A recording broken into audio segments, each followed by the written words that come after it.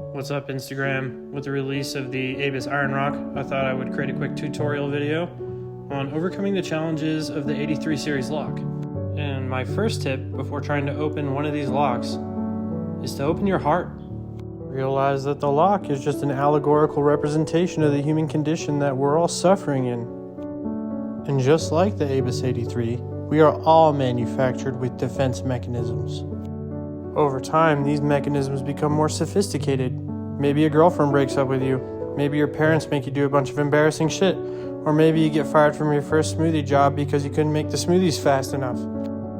These are the events that shape our own security pins. And just like the Abyss 83, none of us like to be forced open by strangers. Unless you are into that, but then you're probably more of like a Master Lock or a Brinks, probably not like an Abyss.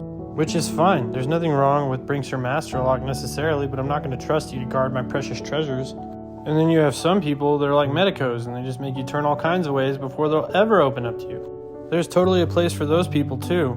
Probably we're not going to be the best of friends, but I would definitely trust you to guard my precious treasures.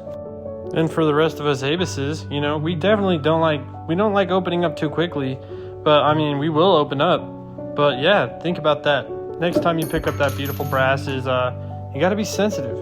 Don't just pick around. Find the time to understand its needs and its wants, and proceed from there. And keep in mind, this isn't a race. Sure, it's fun to have quick pick times. Everybody wants to crack the Abyss 83 in 30 seconds. But listen, you know what's more fun than that? Building relationships. And you know what? That's hard for some of us. And I'm not necessarily advocating alcohol, but listen.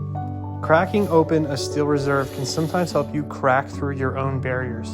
And a lot of people say that you can't buy happiness, but you can buy a steel reserve for $2 and you can buy an Abyss Iron Rock for like $50. So, I mean, for $52, that's like a pretty happy Friday night. Also, if you're gonna wet your whistle, don't be selfish. Give the lock some too. Not some steel reserve, but maybe a little bit of the Houdini.